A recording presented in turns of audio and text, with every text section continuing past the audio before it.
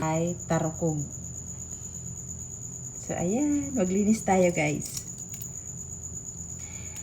Bata pa ako nito, nakatikim na ako nito eh. Dito kami lumaki. Pero nung lumaki na kami, hindi na ako nakakatikim nito. Kasi nga, syempre, nagtrabaho na rin tayo. At saka, busy na rin tayo sa pagtatrabaho. Kasi, seasonal lang talaga nito. Once in a year lang.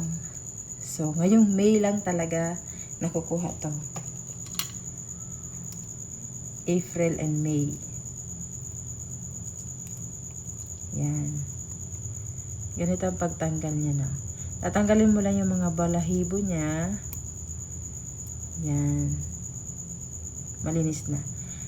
Ito nga pala, pag bago pa, na bagong kuha sa dagat, ay hindi mo to mababalatan. So, kailangan pakuluan mo muna to ng 1 hour. No? Kasi sobrang kunat nito. Kaya, pakuluan mo muna bago mo siya lilinisan. So, ganito lang guys. So, lulutuin natin to ngayon. Para makita nyo ang klaseng tarukog na to. Napakasarap na to guys.